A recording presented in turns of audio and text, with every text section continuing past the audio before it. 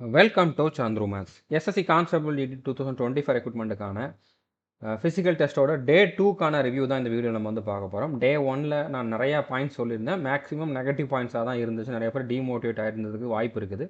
But இன்றைக்கி கொஞ்சம் ஆறுதலான பாசிட்டிவ் பாயிண்ட்ஸ் இருக்குது. ஓகே, எல்லாமே சேஞ்ச் பண்ணலை, பட் கொஞ்சம் இம்ப்ரூவ்மெண்ட் பண்ணியிருக்காங்க. ஸோ என்னென்ன சேஞ்ச் பண்ணியிருக்காங்க அப்படிங்கிறத வந்து நம்ம பார்க்கலாம். ஓகே, அதுக்கப்புறம் அந்த கோர்ட் கேஸ் நம்ம வந்து போடலாம் அப்படிங்கிற மாதிரி நான் சொல்லியிருந்தேன். அது இப்போ என்ன ப்ராசஸில் இருக்குது, என்ன மாதிரி நம்ம வந்து அடுத்து பண்ண போகிறோம் அப்படிங்கிறதையுமே வந்து நம்ம பார்க்கலாம். ஓகே, ஸோ ஃபஸ்ட்டு இதுக்கான இன்றைக்கி வந்து பார்த்திங்கன்னா என்ட்ரி வந்து 4 மணிக்கே வந்து ஸ்டார்ட் பண்ணிட்டாங்க. ஓகே, ஃபஸ்ட்டு வர்றவங்க தான் ஃபஸ்ட்டு பேட்சில் வர்றாங்க அப்படிங்கிறனால நிறைய பேர் முந்தின நாளே போய் அங்கே வெயிட் பண்ணனால பெரிய தள்ளுமுள் ஆயிருக்குது. ஸோ அதனாலேயே வந்து டிலே ஆகிருக்குது. கரெக்டாக எல்லோரும் க்யூவில் வந்திருந்தால் மொதல் 50 பேர் அடுத்த 50 பேர் அப்படி மாதிரி எடுத்திருப்பாங்க. பட் எல்லோரும் ஒன்றா போய் இடிச்சுக்கிட்டு இருந்தனால அதை மேனேஜ் பண்ணுறதே அவங்களுக்கு வந்து ரொம்ப டைம் எடுத்துக்கிச்சு. ஸோ ஆக்சுவலாக இன்றைக்கி அவங்களோட பிளான் வந்து பார்த்திங்கன்னா 6 மணிக்கே ஃபஸ்ட் பேட்சுக்கான ரன்னிங் ஸ்டார்ட் பண்ணணும் அப்படிங்கிறது தான். ஆனால் இந்த மாதிரி பிரச்சனையால் வந்து 6:30க்கு தான் வந்து ஃபஸ்ட்டு பேட்ச் வந்து ஸ்டார்ட் பண்ணியிருக்காங்க. நேற்று 7:30க்கு பண்ணியிருந்தாங்க, இன்றைக்கி 6:30 அப்படிங்கிறப்போ இதில் ஒரு இம்ப்ரூவ்மெண்ட் இருக்குது. ஓகே, அது மட்டும் இல்லாமல் ஃபஸ்ட்டு பேட்சில் வந்து 50 பேர், அடுத்த பேட்ச் எல்லாத்துலேயுமே 100 பேராக வந்து ஓட விட்டுருக்காங்க. பட் 100 பேர் ஓட விட்டுறதுமே வந்து பெரிய ப்ராப்ளம் இல்லை அப்படிங்கிற மாதிரி தான் சொல்லியிருந்தார் இந்த ஃபீட்பேக் கொடுத்துருந்த ஸ்டூடெண்ட். ஸோ இது ஒருத்தர் கொடுத்த ஃபீட்பேக் தான். இன்றைக்கி நிறைய பேர் அட்டன் பண்ணியிருப்பீங்க, அவங்களும் இந்த வீடியோ பார்த்துக்கிட்டு இருப்பீங்க. நான் சொல்கிறது தவிர்த்து உங்களுக்கு வேறு எதுவும் அப்ஜெக்ஷன் இருக்கலாம், வேறு எக்ஸ்ட்ரா பாயிண்ட்ஸ் இருக்கலாம், நீங்கள் கமெண்ட் பண்ணி கண்டிப்பாக சொல்லுங்கள். ஓகே, ஏன்னா அடுத்து போகிறவங்களுக்கு அந்த கமெண்ட்ஸ் வந்து யூஸ்ஃபுல்லாக இருக்கும். ஸோ அடுத்ததாக ரன்னிங் வந்து ஃபஸ்ட்டு பேட்ச் 6:30 மணிக்கு ஸ்டார்ட் பண்ணிட்டாங்க. 4 பேட்ச் வந்து 11, 11:30க்குள்ளே வந்து கம்ப்ளீட் பண்ணிட்டாங்க. ஓகே, ஃபஸ்ட்டு ஒரு 50 பேர், அடுத்து 100 வந்து ஒரு 3 பேட்ச் 300 பேர், மொத்தமாக வந்து பார்த்திங்கன்னா 350 பேருக்கான ரன்னிங் வந்து மார்னிங்கில் வந்து, அதாவது ஒரு 11 மணிக்குள்ளே வந்து கம்ப்ளீட் ஆயிருக்கு. 11, 11:30க்குள்ளே வந்து கம்ப்ளீட் ஆயிருக்கு. இதில் 116 பேர்கிட்ட பாஸ் ஆகிருக்காங்க. நேற்று மொத்தமாக 450 பேருக்கு மேலே அட்டன் பண்ணதில் மொத்தத்திலே வந்து 80, 90 பேர் தான் வந்து பாஸ் பண்ணியிருந்தாங்க. இன்றைக்கி 350 பேரில் 116 பேர் அப்படிங்கிறப்போ கொஞ்சம் இம்ப்ரூவ்மெண்ட் இருக்குது. இதுக்கு காரணம் கொஞ்சம் சீக்கிரமாக அவங்க வந்து ஸ்டார்ட் பண்ணது தான். பட் இதுலேயுமே வந்து ஃபஸ்ட்டு பேட்சில் 50 பேருக்கு 29 பேர் வந்து பாஸ் பண்ணியிருக்காங்க. அடுத்தடுத்த பேட்சில் வந்து பார்த்தீங்கன்னா 36, 31, 20 அப்படிங்கிற மாதிரி குறைஞ்சிக்கிட்டே வந்திருக்கு. ஸோ குறைஞ்சதுக்கு காரணம் வெயில் வந்திருக்கும், அதனால தான். ஓகே, ஸோ 4 பேட்ச் முடிஞ்சிருக்கு. இன்றைக்கி மொத்தமாக போனவங்க வந்து பார்த்தீங்கன்னா ஒரு 600 பேர்கிட்ட. அதில் வந்து பார்த்தீங்கன்னா 350 பேருக்கு தான் முடிஞ்சிருக்கு. ரிமைனிங் இருக்கக்கூடிய 250 பேருக்கு வந்து பார்த்தீங்கன்னா ஈவினிங் கண்டக்ட் பண்ணுறதா சொல்லியிருக்காங்க. வெயில் அதிகமாக இருந்தனால ஈவினிங் கண்டக்ட் பண்ணுறோம் அப்படி மாதிரி சொல்லியிருக்காங்க. ஒரு 3:30, 4 மணிக்கு மேலே ஸ்டார்ட் பண்ணுறோம் அப்படி மாதிரி சொல்லியிருக்காங்க. ஸோ இது ஒரு பாசிட்டிவான சேஞ்ச். ஓகே, பட் எப்படி இருந்தாலும் 10 மணிக்கிட்ட அவங்க ஸ்டாப் பண்ணாலே கொஞ்சம் பெட்டராக இருந்திருக்கும். 10 மணிக்கு மேலேயே நம்ம ஊரில், அதுவும் சென்னையிலலாம் சொல்லவே வேண்டாம், அதுவும் ஆவடி சைட்லலாம் வந்து பார்த்திங்கன்னா பயங்கரமாக வெயில் தான் அடிக்கும். ஸோ அப்படிங்கிறனால அவங்க வந்து 10 மணிக்கிட்ட ஸ்டாப் பண்ணிவிட்டு 4 மணிக்கு மேலே ஈவினிங் நைட் வரைக்கும் கூட அவங்க வந்து கண்டக்ட் பண்ணலாம். இல்லைனா காலையில் இன்னும் கொஞ்சம் எர்லி மார்னிங் கூட அவங்க ஸ்டார்ட் பண்ணலாம். லைட்லாம் மாட்டியிருந்தாங்கன்னா கூட அவங்க அந்த மாதிரி கூட பண்ணலாம். ஸோ அப்படி பண்ணாங்கன்னா இன்னும் கொஞ்சம் பெட்டராக இருக்கும். ஓகே, ஸோ இந்த மாதிரி தான் இன்றைக்கி பண்ணுறாங்க. ஸோ இந்த சேஞ்ச் வந்து ஒரு முக்கியமான சேஞ்ச். ஸோ நீங்கள் வந்து கொஞ்சம் லேட்டாக போனால் கூட உங்களை வந்து ஈவினிங்கில் ஓட விடுறதுக்கு வாய்ப்பு இருக்குது. நீங்கள் அது வரைக்கும் நல்லா ரெஸ்ட் எடுத்துருங்க. அங்கே போய் உள்ளே கண்டிப்பாக அது கிரவுண்டு தான், ஃபுல்லாக வந்து கிரவுண்டாக தான் இருக்க போகுது. அப்படிங்கிறனால ஏதாச்சும் ஒரு மரத்தடியில் படுத்து கூட தூங்கிடுங்க. ஓகே, ஸோ ரெஸ்ட் எடுக்க வேண்டியது முக்கியம். அடுத்ததாக வந்து ஒரு ஒரு ரவுண்டு வந்து 385 மீட்டர்னு சொல்கிறதே உண்மையான்ட்டு தெரியல. 13 ரவுண்டு ஓடணும். ஸோ இந்த 13 ரவுண்டையும் கவுண்ட் பண்ணுறது தான் வந்து பிரச்சனை நிறைய பேருக்கு. ஓகே, இன்றைக்கி இப்போ கூட ஒருத்தர் வந்து நேற்று அட்டன் பண்ணவர் அனுப்பிச்சிருந்தார். 12 ரவுண்டு வந்து பார்த்தீங்கன்னா 20 நிமிஷத்தில் கம்ப்ளீட் பண்ணியிருக்காரு. ஓகே, கண்டிப்பாக அவரால் வந்து கிளியர் பண்ணியிருக்க முடியும். அடுத்த ஒரு ரவுண்டுக்கு வந்து கண்டிப்பாக ஒரு 2 நிமிஷத்தில் வந்து கிளியர் பண்ணியிருப்பார். இப்போ 22 நிமிஷத்துலேயே வந்து அவரால் ஃபினிஷ் பண்ணியிருக்க முடியும். ஆனால் கவுண்ட் பண்ணுறதுல தப்பு பண்ணனால அவர் 12 ரவுண்டில் நின்றுட்டார். அவர் 13 நினச்சிக்கிட்டு நின்றுட்டார். ஆனால் 12 தான் வந்து அங்கே அவர் கம்ப்ளீட் பண்ணியிருந்திருக்காரு. அதனால் வந்து அவர் அன்ஃபிட் ஆகிட்டார், அதாவது வெளியில் வந்துட்டார். ஓகே, ஸோ இந்த மாதிரி நீங்கள் தப்பு பண்ணிடக்கூடாது. கவுண்ட் பண்ணுறது வந்து கரெக்டாக பண்ணுங்கள். லாஸ்ட் வீடியோவில் கூட ஒரு ஸ்டூடெண்ட் வந்து கமெண்ட் பண்ணியிருந்தார். ஓகே, அது நல்ல ஐடியாவாக இருந்துச்சு. குட்டி குட்டியாக ஒரு 13 கல் எடுத்து வச்சுக்கோங்க. அந்த கல்லை வந்து நீங்கள் 1 by 1 ஒரு ரவுண்டு முடிக்கிறப்போ பாக்கெட்டில் போட்டுக்கிட்டே வாங்க. இல்லைனா ஒரு கையில் இருந்துட்டு இன்னொரு கையில் மாற்றிக்கோங்க அந்த கல் அப்படிங்கிற மாதிரி சொல்லியிருந்தார். ஸோ கல் ஃபுல்லாக காலி ஆகுது அப்படின்னா நீங்கள் வந்து 13 ரவுண்டு கம்ப்ளீட் பண்ணிட்டீங்க அப்படிங்கிற மாதிரி அர்த்தம். ஓகே, ஸோ இது நல்ல ஐடியா. இதை கூட நீங்கள் வந்து ஃபாலோ பண்ணலாம். ஓகே, ஸோ அது மட்டும் இல்லாமல் நீங்கள் எக்ஸ்ட்ரா ஒரு ரவுண்டு ஓடுறனால கூட தப்பு இல்லை. நீங்கள் வந்து வாட்ச்லாம் கட்டியிருந்தீங்க அப்படின்னா 24 மினிட்ஸ் முடிகிற வரைக்கும் கூட ஓடிடுங்க. நீங்கள் ஸ்டார்ட் பண்ணது வந்து 24 மினிட்ஸ் முடிகிற வரைக்கும் கூட ஓடுங்க. எக்ஸ்ட்ரா ஓடினாலும் 13 ரவுண்டுக்கு நீங்கள் எடுத்துக்கிட்ட டைமை தான் அது வந்து கவுண்ட் பண்ணும். அப்படின்னாலும் நீங்கள் உங்களுக்கு டவுட் இருக்குது அப்படின்னா எக்ஸ்ட்ரா ஓடிடுங்க. ஓகே, டைம் இன்னும் கொஞ்சம் இருக்குது. டவுட் இருக்குது அப்படின்னா நீங்கள் எக்ஸ்ட்ரா ஓடுறதுல தப்பு இல்லை. அது அவங்க இன்றைக்கி சொல்லியே வந்து அனுப்பிச்சிருக்காங்க ரன்னிங் பண்ணுறப்போ. அப்படினாலும் நீங்கள் வந்து கவுண்ட் பண்ணுறப்போ ஏதோ உங்களுக்கு டவுட் இருக்குது, நம்ம தப்பாக பண்ணிட்டோமோ டவுட் இருக்குது, ஷுவராக தெரியலை அப்படின்னா எக்ஸ்ட்ரா ஒரு ரவுண்டு 2 ரவுண்டு கூட ஓடிடுங்க. அதனால் தப்பு இல்லை. ஓகே, அடுத்து இன்னொரு பாயிண்ட் வந்து இன்றைக்கி கொடுத்த அந்த ரிவ்யூ கொடுத்த ஸ்டூடெண்ட் என்ன சொன்னார்னா, அந்த போர்டை நம்ம டச் பண்ணால் தான் அது கவுண்ட் பண்ணும் போல் அப்படிங்கிற மாதிரி அவரே டவுட்டில் தான் சொன்னார். ஓகே, இப்போ நீங்கள் அந்த RFID வச்சிருக்கிற இடத்துல வந்து பார்த்தீங்கன்னா இந்த மாதிரி ஒரு பலகை மாதிரி வச்சுருப்பாங்க. ஓகே, எக்ஸாக்டாக எப்படி இருக்கும்னு எனக்கு தெரியல, நான் நேரில் பார்க்கல. பட் அந்த போர்டில் வந்து நீங்கள் காலை வச்சா தான் அது வந்து கவுண்ட் ஆகும் ஒரு லேப்ஸும் அப்படிங்கிற மாதிரி. ஸோ அப்படினாலும் நீங்கள் வந்து ஒவ்வொரு ரவுண்டும் முடிக்கிறப்போ இந்த போர்டில் மறக்காமல் காலை வச்சு ஓடுங்க. ஓகே, அதனால் கூட மிஸ் மேட்ச் ஆகிறதுக்கு வாய்ப்பு இருக்குது. பட் அந்த மாதிரி நடக்கிறது சான்ஸ் கம்மி தான். ஸோ இந்த பாயிண்ட்டே நீங்கள் வந்து ஞாபகம் வச்சுக்கோங்க. ஸோ இண்டிவிஜுவல் ரிசல்ட் வந்து தெளிவாக கொடுத்துட்றாங்க. நீங்கள் எத்தனை மணிக்கு ஸ்டார்ட் பண்ணீங்க, எத்தனை மணிக்கு எண்ட் பண்ணீங்க, மொத்தமாக எவ்வளோ டைம் எடுத்துக்கிட்டீங்க அப்படிங்கிறது. பட் டிஸ்டன்ஸ் அதில் கொடுக்கல. ஓகே, டிஸ்டன்ஸ் வந்து கண்டிப்பாக அதில் எதுவும் மிஸ் மேட்ச் ஆகிறதுக்கு வாய்ப்பு இருக்குது. 385 மீட்டர் தானா அப்படிங்கிறது வந்து டவுட்டு தான். ஓகே, ஸோ அதுக்கப்புறம் இந்த எம்சாண்ட் வந்து நடுவில் ஒரு 100 மீட்டர் 150 மீட்டர் போட்டிருந்தாங்க. அது மழை பெஞ்ச இடம் அப்படின்னால போட்டிருந்தனால அதில் கால் சிக்கிறனால ஃபுல்லாக வந்து ஸ்பீடாக ஓட முடியலை அப்படிங்கிற மாதிரி நிறைய பேர் நேற்று சொல்லியிருந்தாங்க. பட் இன்றைக்கி சொன்னவர் என்ன சொன்னார்னா, அது ஒன்றும் பிரச்சனை இல்லை, இன்றைக்கி கொஞ்சம் செட் ஆயிடுச்சு அந்த இடம் அப்படிங்கிற மாதிரி சொல்லியிருந்தார். பட் அவர் ஒருத்தரோட ஃபீட்பேக் வந்து நம்ம எல்லாருக்கும் பொருந்தும்னு எடுக்க முடியாது. நீங்கள் இன்றைக்கி அட்டன் பண்ணியிருந்தீங்க அப்படின்னா பர்டிகுலராக இதை பற்றி கமெண்டில் சொல்லுங்கள். ஓகே, இன்றைக்கும் இந்த எம்சாண்ட் வந்து டிஸ்டர்பன்ஸாக இருந்துச்சா இல்லையா அப்படிங்கிறத கமெண்ட் பண்ணி சொல்லுங்கள். அடுத்து இன்னொரு முக்கியமான அப்டேட் என்ன அப்படின்னா, இந்த ஃபிசிக்கல் நடக்கக்கூடிய அந்த சென்டர் பக்கத்துலேயே வந்து ரூம்ஸும் அவைலபிளாக இருக்குது அப்படிங்கிற மாதிரி சொல்லியிருந்தார். ஓகே, ஸோ ஒரு ஆளுக்கு 200 அப்படிங்கிற மாதிரி, ஒரு ரூமுக்கு 10 பேர் அப்படிங்கிற மாதிரி கொடுக்குறாங்க. ஸோ நீங்கள் அதை பற்றி விசாரிச்சுக்கோங்க, அந்த இடத்துல போயிட்டு வந்து பார்த்துக்கலாம். ஓகே, ஸோ புரிஞ்சுக்கணும்னு நினைக்கிறேன். இதுதான் இன்றைக்கி நடந்த அப்டேட்டு. ஓகே, அடுத்ததாக நம்ம வந்து ஃபஸ்ட்டு டேயில் நிறைய பேருக்கு வந்து ப்ராப்ளம் இருந்துச்சு. ஈவன் நல்லா பண்ணுறவங்க 19 நிமிஷம் 20 நிமிஷத்தில் நார்மலாக கிளியர் பண்ணுறவங்களே அங்கே போய் பாஸ் பண்ண முடியாமல் இருந்துச்சு. அதுக்கு நம்ம வந்து ஒரு கோர்ட் கேஸ் வந்து போடுவோம், நம்ம வந்து கேஸ் ஃபைல் பண்ணுவோம் அப்படிங்கிற மாதிரி சொல்லியிருந்தேன். அதுக்கான இனிஷியேட்டிவாக வந்து நான் ஃபஸ்ட்டு என்ன பண்ணியிருந்தோம்னா, ஒரு கூகுள் ஃபார்ம் வந்து க்ரியேட் பண்ணி கொடுத்துருந்தேன். அந்த ஃபார்மில் நான் காலையில் செக் பண்ண வரைக்கும் வந்து பார்த்தீங்க அப்படின்னா ஒரு 81 பேர்கிட்ட வந்து ரெஸ்பாண்ட் பண்ணியிருந்தாங்க, ஃபெயில் ஆனவங்க. ஓகே, ஸோ அதில் சென்னையில் மட்டும் இருந்தவங்க வந்து ஒரு 12 பேர்கிட்ட இருந்தாங்க. அவங்கக்கிட்டலாம் கால் பண்ணி பேசுனதில் ஒரு 5 பேர் வந்து நான் கண்டிப்பாக எங்கேனாலும் வர்றேன், அதாவது நீங்கள் எப்போ கூப்பிட்டாலும் வர்றேன், இதில் நான் வந்து உங்களுக்கு சப்போர்ட் பண்ணுறேன் அப்படிங்கிற மாதிரி சொல்லியிருந்தாங்க.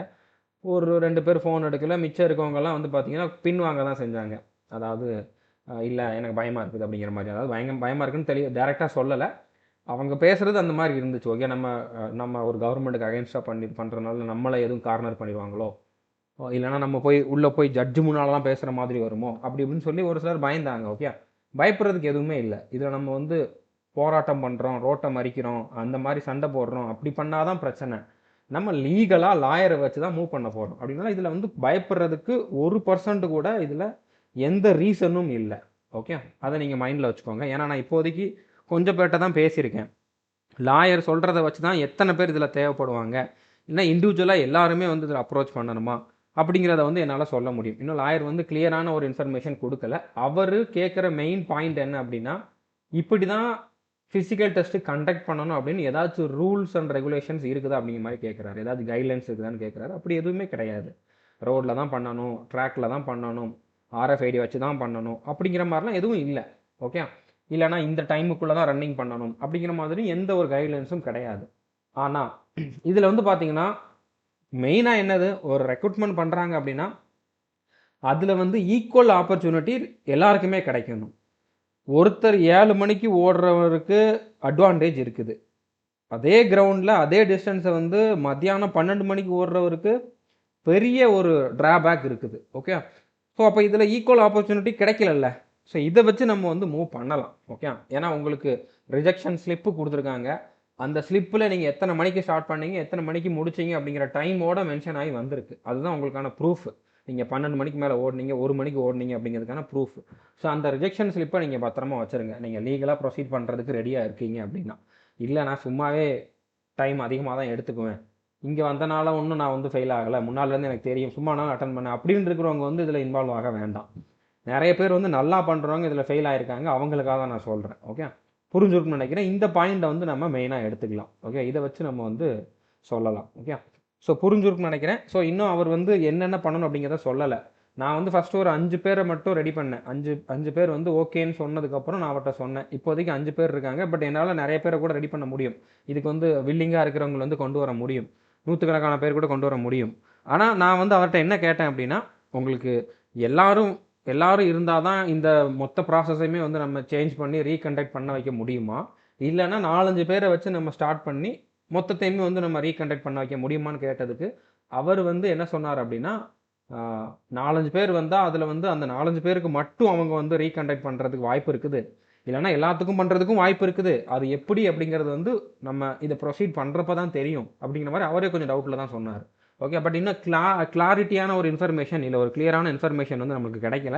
ஸோ அவரு கோர்ட்ல இருக்கிறனால அப்புறம் பேசுறேன் அப்படிங்கிற மாதிரி சொல்லியிருக்காரு. நான் ஈவினிங்குள்ள பேசிட்டு உங்களுக்கு என்ன அப்டேட் அப்படிங்கிறத இந்த எஸ்எஸ்சி ஜிடி குரூப்ல வந்து சொல்றேன். நான் தனித்தனியா ஒண்ணுக்கும் வீடியோ போட்டுட்டு இருக்க மாட்டேன். இந்த குரூப்ல அப்பப்போ வந்து எதுவும் அப்டேட் இருக்குது, நீங்க எதுவும் பண்ணணும், இல்லன்னா நம்ம எதுவும் அடுத்த ப்ராசஸ் வந்து பண்ணியிருக்கோம் அப்படின்னா நான் வந்து கண்டிப்பா இன்ஃபார்ம் பண்றேன். ஓகே. ஸோ நம்ம மெயினா இந்த ஒருவேளை நம்ம கேஸ் ஃபைல் பண்ண தான் போறோம். ஃபைல் பண்ணோம் அப்படின்னா நம்ம மெயினா பண்ண போற அ குடுக்க போற பாயிண்ட்ஸ் வந்து இதுதான்.